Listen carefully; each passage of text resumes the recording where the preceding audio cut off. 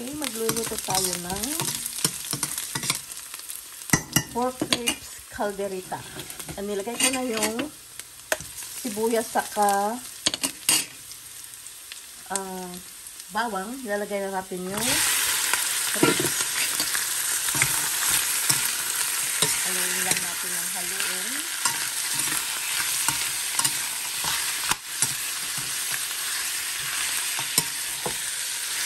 Igisa natin ito hanggang maalis yung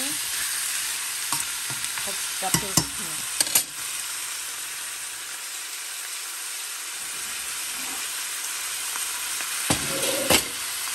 Okay, takpan muna natin.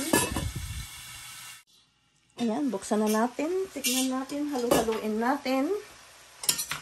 Ayan.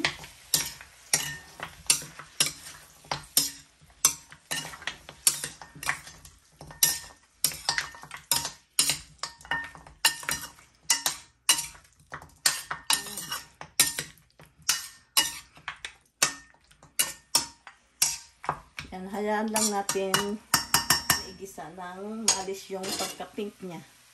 Yan, sarado muna natin. Takpan. Hayaan natin maluto ng mga 5 minutes ulit. Ayan, after 5 minutes, tignan na natin. Ayan. Lagyan na natin ng soy sauce.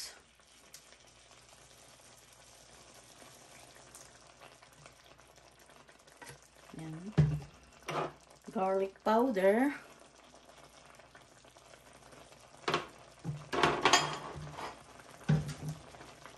Tsaka paminta.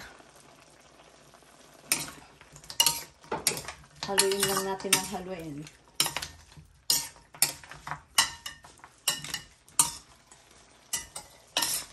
Ayan.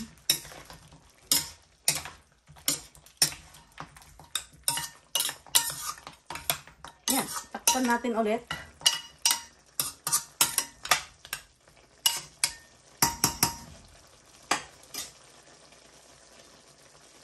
Takpan natin ulit. Ayan, ayan na. Pwede na natin ilagay yung apretada mix. Hayaan lang natin siyang kumulo ng mga. Ito yung apretada mix. Hinalo ko na sa tubig. Yan. Ilagay na natin. Dagdagan pa natin ng kunting tubig. Yan. Dagdagan pa natin ng tubig at ito na yung pangluluto niya.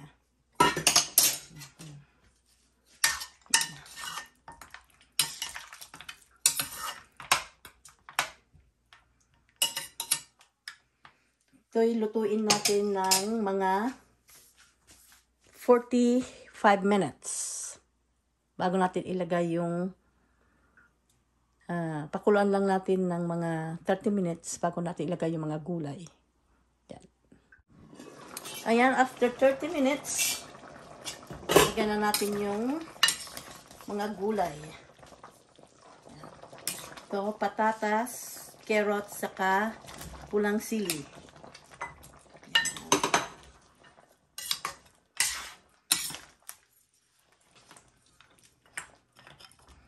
Lutuin natin ulit ng another 30 minutes. Yan. Sarap. Another 30 minutes. Takpan natin ulit. Balikan natin ng after 30 minutes. Ito, after another 30 minutes, ito ay luto na itong pork ribs calderita. Yan. Luto na siya.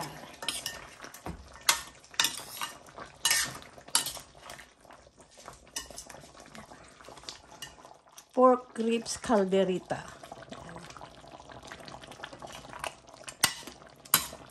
Gusto ko yung may sabaw para sabaw pa lang ulam na.